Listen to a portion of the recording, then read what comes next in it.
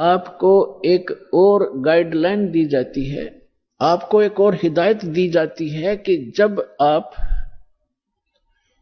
गुरु जी के पास जाते हो, प्रणाम करते हो, इस समझ लेना पुण्यात्माओं, परमात्मा की वाणी है कि गुरु गोविंद कर जानियो और रहियो आज्ञा माई, मिले तो दंडवत बंदगी नहीं पल पल ध्यान लगाए। अब जैसे आप यहां से जाओगे शरीर छोड़ के, ये तो छूटेगा, आपको मालूम है सबको। हम चाहते तो नहीं है कभी मृत्यु हो, लेकिन या तो होगी वो मालिक के आधार पे है। अब तो आप भक्त हो गए, आपकी मृत्यु तो भगवान कबीर साहब के हाथ में है। आप कहोगे तब होगी, कई बार कह लोगे जब होगी।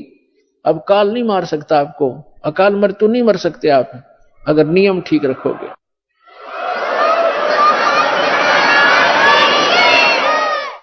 तो ये तो हमने यहां से जाना पड़ेगा। जब आप यहां शरीर छोड़कर जाओगे तो ऊपर जाकर के जहां भी आप देखोगे ये दास के रूप में वो कबीर परमेश्वर आपको खड़े दिखाई देंगे।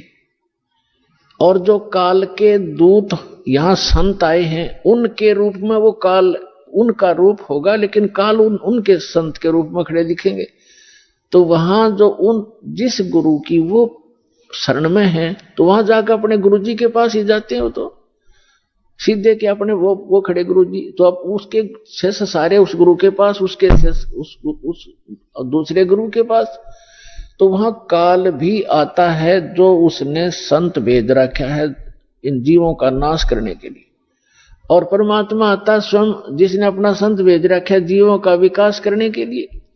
तो इस दास के रूप में आपको वहां परमात्मा मिलेंगे।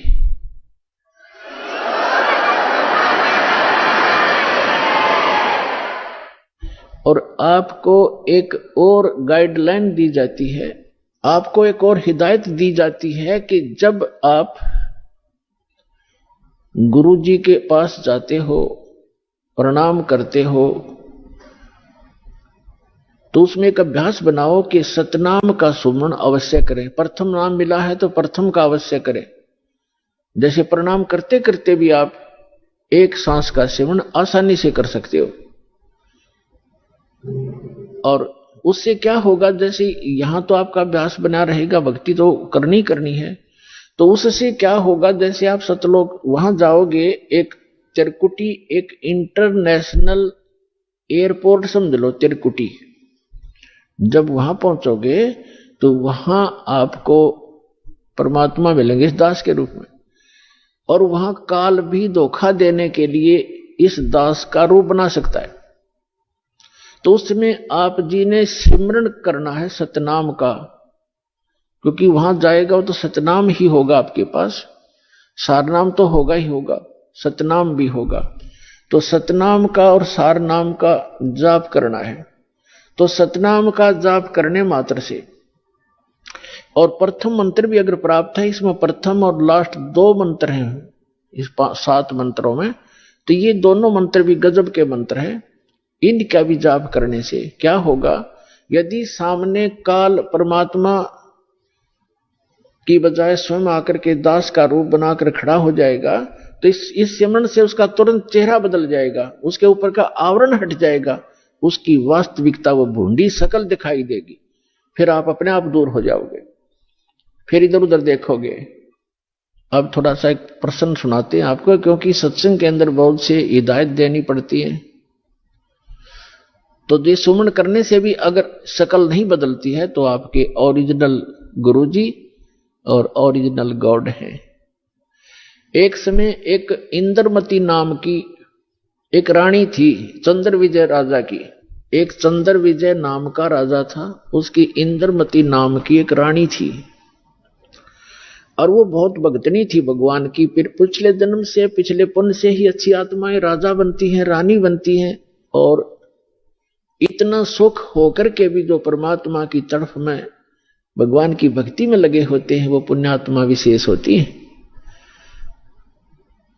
वो माई जो है उसने एक गुरु बना रखा था।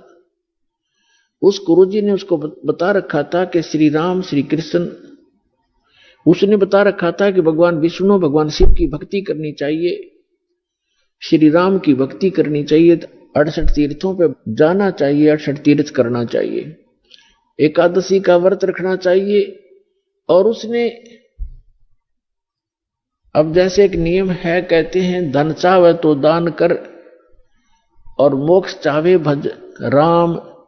तो हमने यहां इस काल के लोक में रहना है तो धन भी चाहिएगा और राम भी प्राप्त करना है, तो हमने दान भी करना है और सच्चा नाम भी जपना है।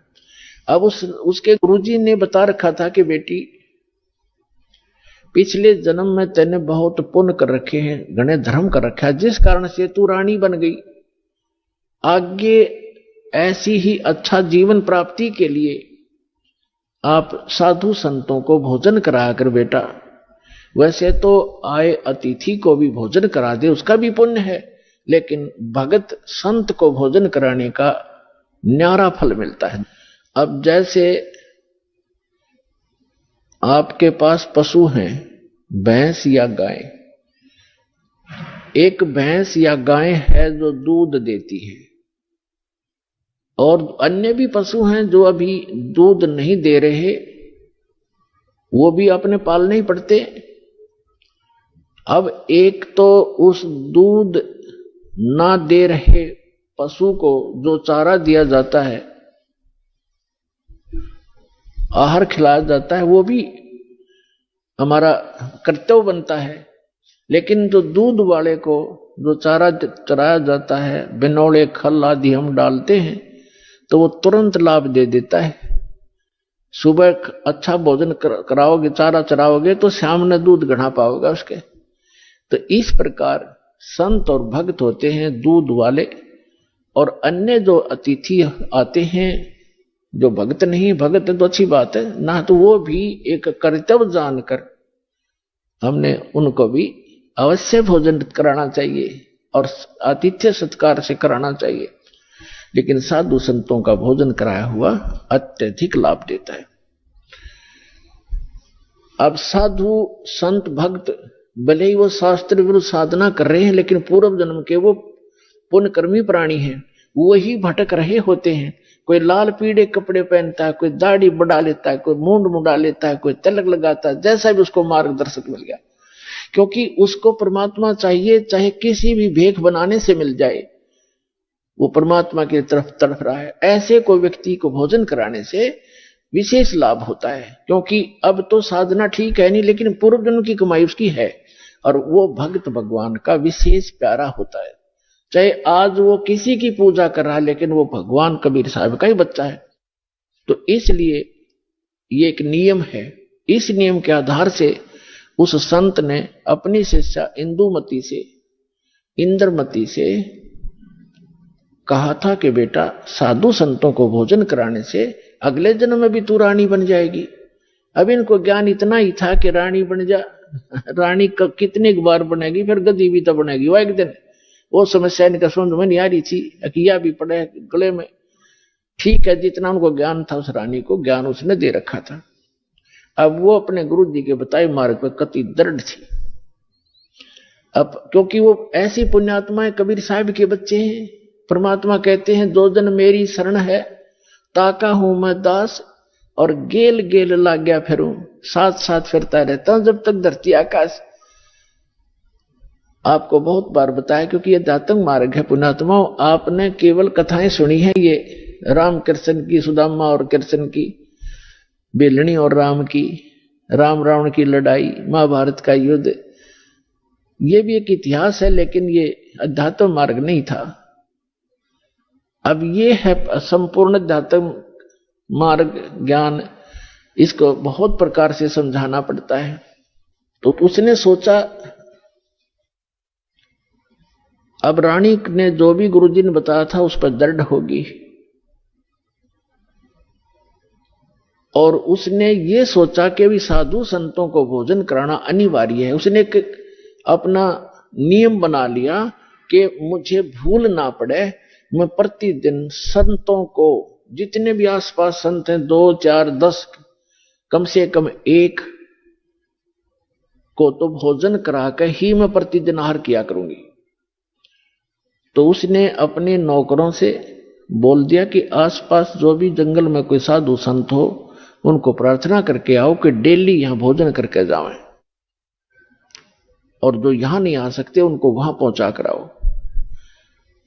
अपने हाथों रोटी बनाती रानी होकर, चाहे 10 संत आते, चाहे 5 आते, चाहे 20 आते। तो यह सिलसिला शुरू था। एक बार क्या हुआ कि कुंभ के मेले का कोई ऐसा संस्कार हो गया। कुंभ के मेले पर हरिद्वार में चले गए सभी साधु संत उस तीर्थ पर भी लेने के लिए, और पैदल आना जाना होता था तो 10-15 दिन का प्रोग्राम उनका बनता ही बनता था। कोई भी संत उस क्षेत्र में रहा नहीं।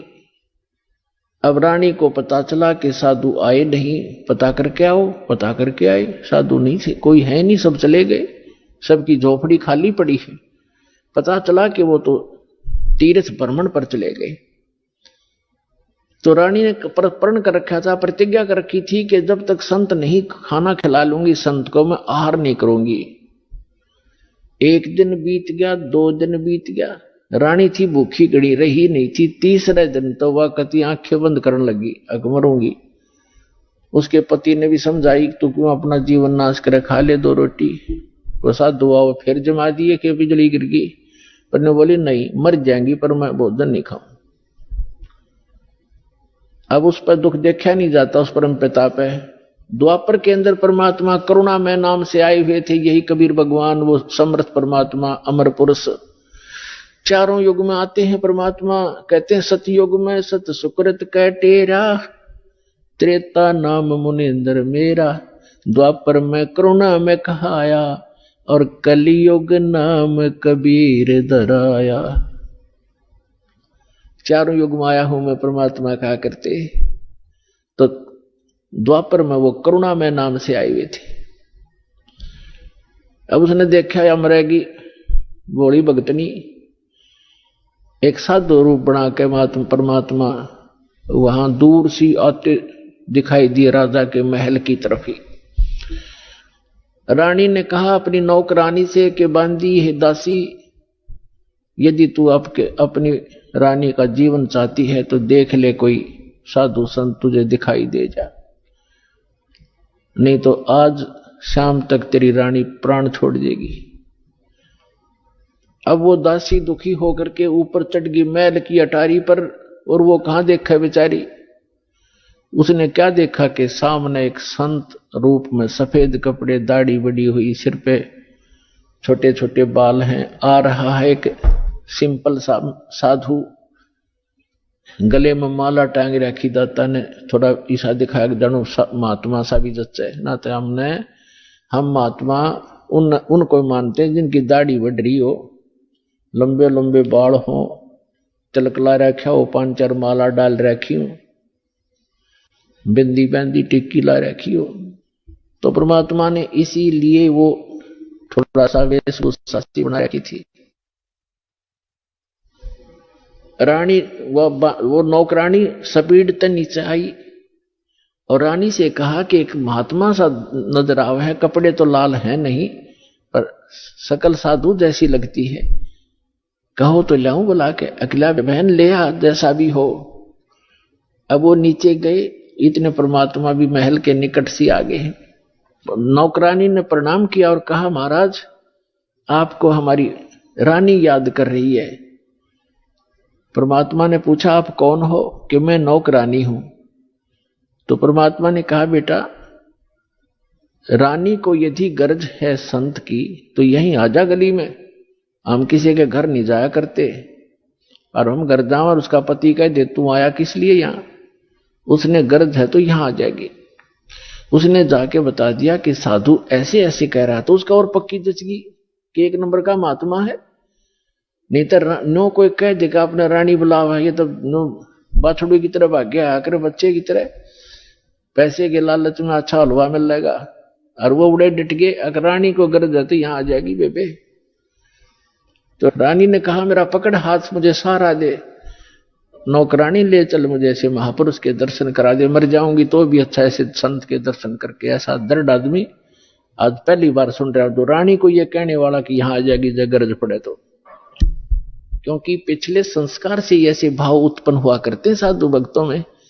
तो रानी ने जाकर देखा वो मालिक का चेहरा, विश्व में सबसे न्यारे सुंदर थे कबीर भगवान, जितनी बार भी आए हैं, और चरणों में मत्था टेका और कहा महाराज आप भोजन कीजिए, आहार कीजिए। परमात्मा बोले चल बेटा आहार कर लेते हैं। बैठ के जाकर एक आसन लगा दिया। रानी ने दुखी सुखी होकर नौकरानी के सहयोग से स्वयं भोजन बनाया और कहा महाराज जी भोजन पाओ। तो परमात्मा ने कहा बेटा आप इतना कोई रोग है आपको क्या, इतनी अक्षीण कैसे होगी? तो उसने सारी कहानी बताई कि मैं प्रतिदिन एक साधु को भोजन करा के भोजन करती थी, संत रहे नहीं क्योंकि वो उस पे कुंभ के मेले में स्नान के लिए चले गए। आज तीसरा दिन आ गया महाराज जी, आप ना आते ताज में मर जाती।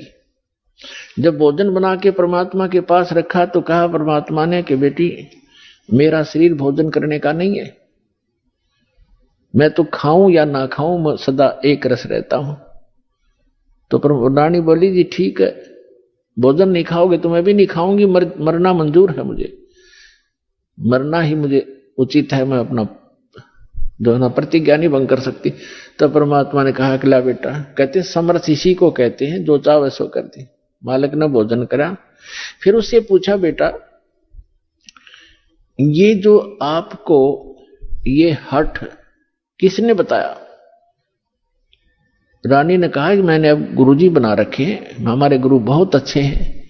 परमात्मा ने पूछा क्या साधना करते हो? कि श्री विष्णु जी की, श्री शंकर भगवान की, शेरा वाली माता की, जो भी वो करती थी, एकादशी का व्रत करती हूं, तीर्थों पर भी जाती हूं, ऐसे करती हूं। फिर परमात्मा ने अपना ज्ञान समझाना शुरू किया, लेकिन वो रानी जो थी वो ज्यादा भावुक होते हैं श्रद्धालु। जैसे ये दास प्रारंभ में इन अन्य पंथों वालों को कहा करता था, जो भी आ जाता था संपर्क में सत्संग सुनने, कि भाई आपका नाम गलत, आपका गुरु पूरा नहीं है, आपकी साधना गलत है। ये राधा स्वामी, धन धन सतगुरु, जय गुरुदेव वाले और ये तो सारे निरंकारी वाले ये आते थे जो सुनकर सत्संग है।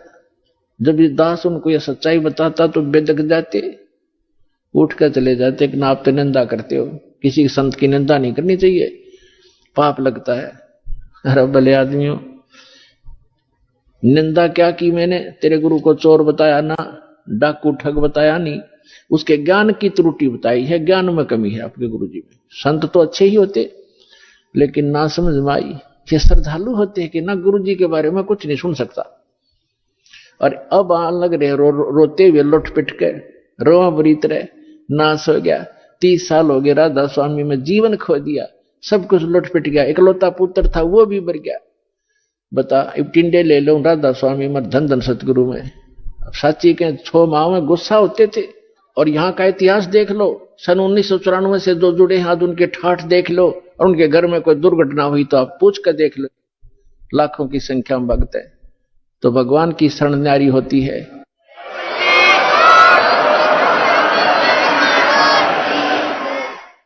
एक भगत से उसके सुख पूछने लग जाना, आपका दिमाग फेल हो जाएगा और उसके मुंह का थूक सूख जाएगा, पर उसके गुण भगवान के वो बताने से बंद नहीं होगा आपको, जिसने 5-4 वर्ष से भी नाम ले रखा है। ये समर्थ है, पूर्ण परमात्मा है, इसलिए दास ये रे हो रहा आपके लिए कि किसी प्रकार आपके समझ में आ जा कबीर इज गॉड। दास का काम पूरा हो, फिर तापा डूंडा पाट जाएगा, पूरे विश्व में एक ही रस हो जाएगा कुछ दिनों में। तो रानी क्या कह रही है? परमात्मा ने बताना शुरू किया, बेटा आप विष्णु की पूजा करती हो, विष्णु जी की, कहां जाओगे? बता आपके गुरु ने। अरे स्वर्ग में जाऊंगी।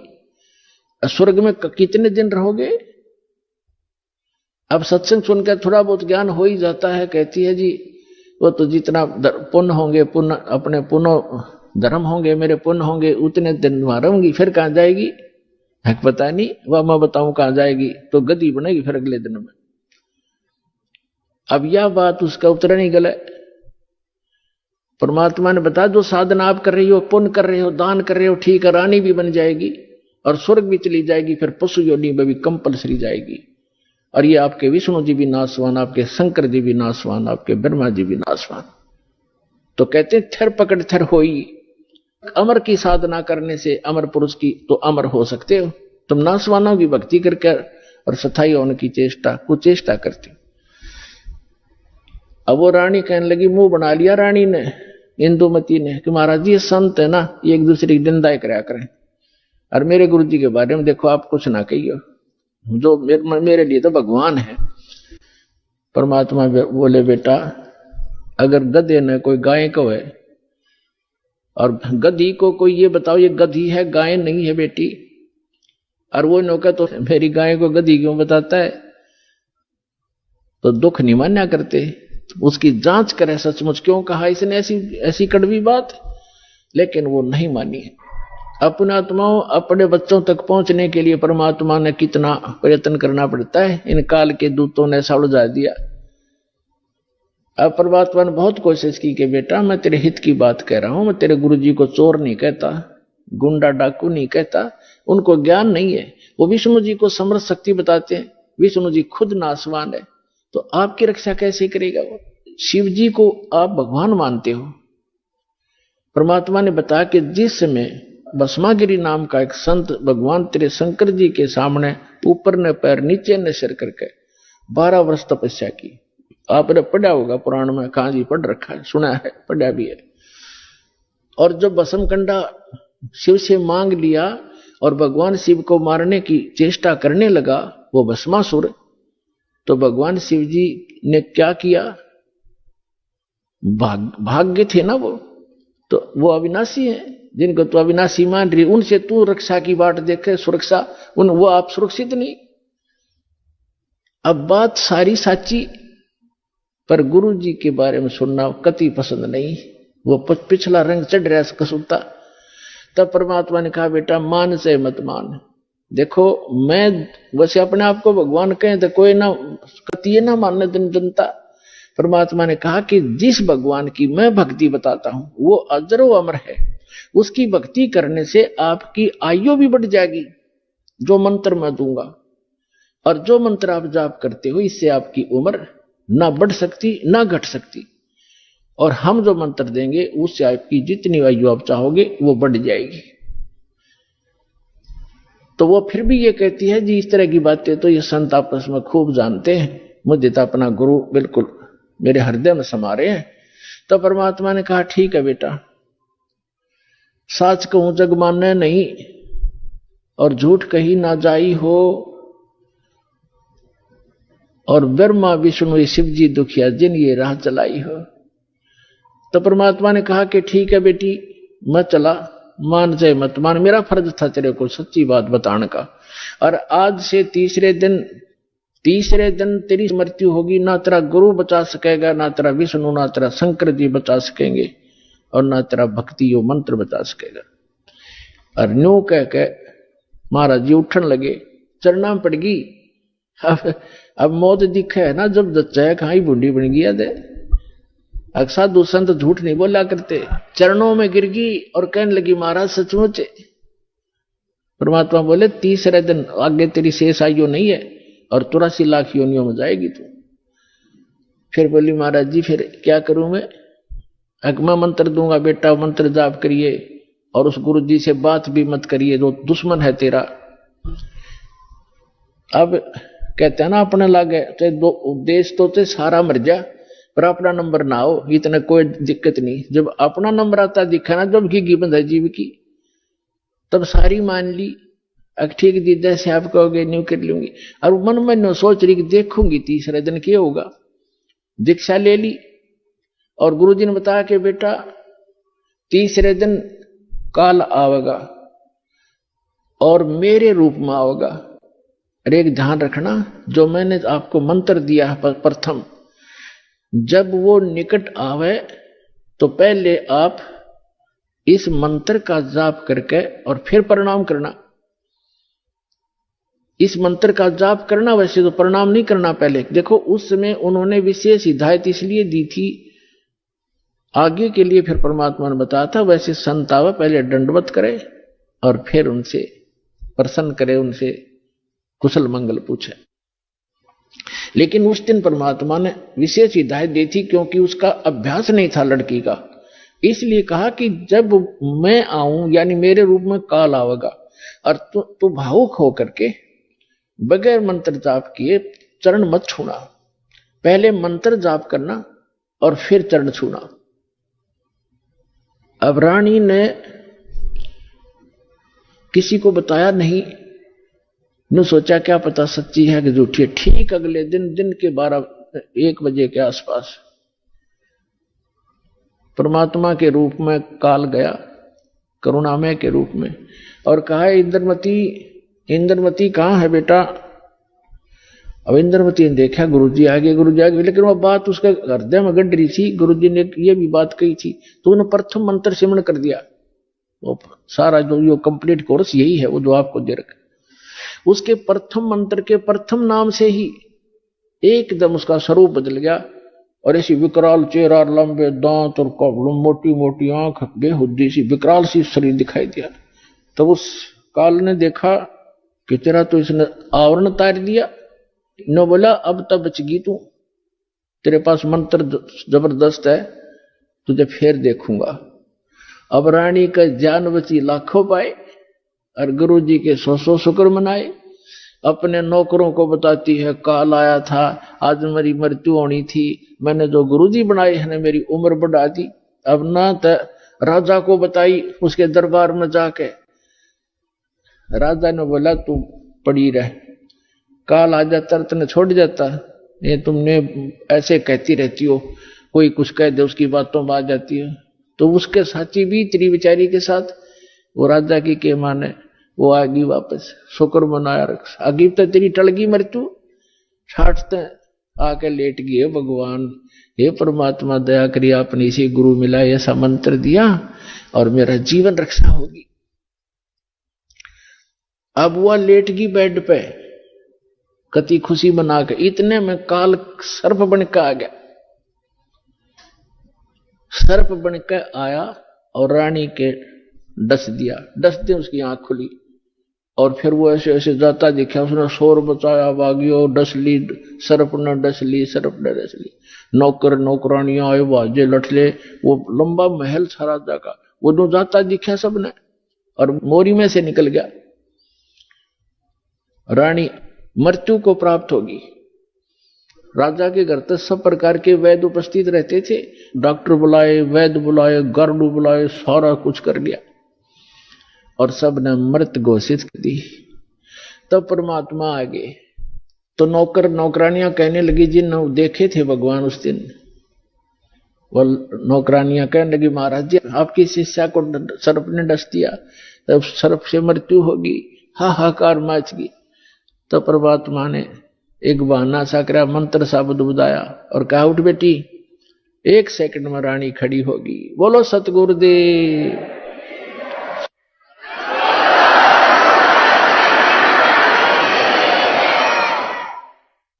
धन धन सतगुरु सत कबीर, भगत की पीड़ मिटाने वाले। धन धन सत कबीर, भगत की पीड़ मिटाने वाले, भक्त की पीड़ मिटाने वाले, भक्त की वाले। धन धन सतगुरु सत कबीर, भक्त की रहे नल नील यतन कर हार, तब सतगुरु से करी पुकार। रहे नल नील यतन कर हार, तब सतगुरु से करी पुकार।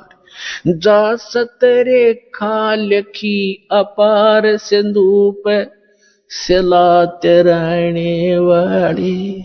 जा सतरे खालखी अपार, सिंधु पे सिलात रहने वाले। धन धन सतगुरु सत कबीर, भक्त की पीड़ मिटाने वाले भक्त की, पीड़ मिटाने वाले भक्त की, धन धन सतगुरु सत कबीर भक्त की। डसी सर्प ने जब जा पुकारी, इंद्रमती अकुलाए। डसी सर्प ने जब जा पुकारी, इंद्रमती अकुलाए। आपने तुरंत करी सहाय बेरूली, मंत्र सुनाने वाले। आपने तुरंत करी सहाय बेरूली, मंत्र सुनाने वाले। धन धन सतगुरु सत कबीर। भक्त की पीड़ मिटाने वाले, भक्त की पीर मिटाने वाले। धन धन सतगुरु सत कबीर भक्त की। दामोदर सेठ के होठ अकाज, अर्ज करी डूबता देख जहाज। दामोदर सेठ के होठ अकाज, अर्ज करी डूबता देख जहाज। लाज मेरी रखियो ग्रीब नवाज, समुद्र से पार लंघाने वाले। लाज मेरी रखियो ग्रीब नवाज, समुद्र से पार लंघाने वाले। धन धन सतगुरु सत कबीर भक्त की। भक्त की पीड़ मिटाने वाले, भक्त की पीर मिटाने वाले। धन धन सतगुरु सत कबीर। कह कर जोर दीन धर्मदास, दरस दे पूर्ण करियो आस। कह कर जोड़ दीन धर्मदास, दरस दे पूर्ण करियो आस। मेटियो जन्म मरण की तरास, वो सत्य पद प्राप्त कराने वाले। मेटियो जन्म मरण की तरास, वो सत्य पद प्राप्त कराने वाले। धन धन सतगुरु सत कबीर भक्त की पीड़ मिटाने वाले। भक्त की पीड़ मिटाने वाले, भक्त की पीड़ मिटाने वाले। धन धन सतगुरु सत कबीर भक्त की। भक्त की पीड़ मिटाने वाले, भक्त की पीड़ मिटाने वाले। धन धन सतगुरु कबीर भक्त की। कह कर जोड़ दीन धर्मदास, दरस दे पूर्ण करियो आस। कह कर जोड़ दीन धर्मदास, दरस दे पूर्ण करियो आस। मेटियो हो जन्म मरण की तरास, सत्य पद प्राप्त कराने वाले। धन धन सतगुरु सत कबीर भक्त की पीड़ मिटाने वाले। डसी सर्प ने जब जा, डसी सर्प ने जब जाए पुकारी, इंद्रमती अकुलाए। आपने तुरंत करी सहाय बेरुली, मंत्र सुनाने वाले। परमात्मा ने लीला की। रानी ने पूछा महाराज ये कौन सा मंत्र था? परमात्मा ने कहा बेटा बेरुली मंत्र है। बेरुली मंत्र क्या कि राम नाम जप बेरुली, गुरु की शरण में रह बेरुली। वो तो एक बहाना बनाया था कि इस बालक को बुला दूं, लेकिन वो तो समझ सकती है मंत्र की क्या आवश्यकता उसको। अब रानी की खुशी का ठिकाना नहीं रहा और राजा का भी दचगी, गारडू भी फेल, वैद्य भी फेल। इतना जरूर मान लिया संत ठीक है, लेकिन राजा की बुद्धि सातवें आसमान पर होती है। उन कर्मी प्राणी होते हुए भी वो दुर्भागी होता है जो भक्ति नहीं करता। और रानी होते हुए या राजा होते हुए जो भक्ति करते हैं, सत साधना करते हैं, चाहे कैसे भी कर रहा है, परमात्मा कहते हैं चाहे कोई भक्ति करे कपट की और उसको भी अपनाऊं और श्याम दाम दंड भेद से ती प्रसिद्ध मार्ग लाऊं। अब देखो परमात्मा काल को आने भी नहीं देता, इसलिए आने दिया रानी का जच्चा ना हो। या बात संत जो साची कह गया, परमात्मा ये समझ रहे थे कि या फिर छोड़ दे हो गुरु, दूसरा गुरु आते ही उसके भी चरण छुआ और उसकी भी आरती तारो।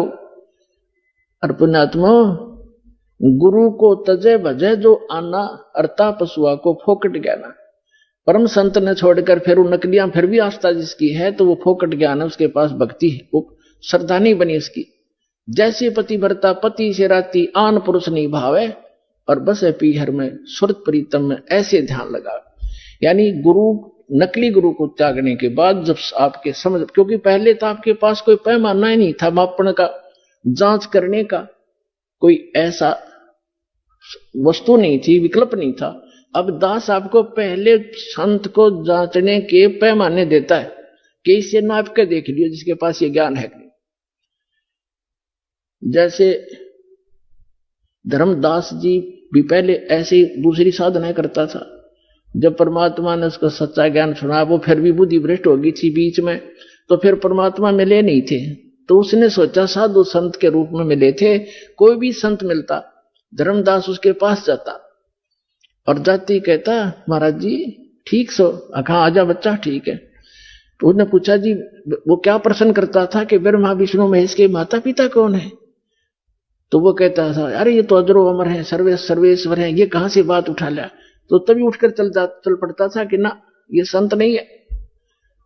तो उसके पास एक पैमाना था उनको जांचने का, और जब उसने परमात्मा मिले दोबारा फिर वो तो पूरा काम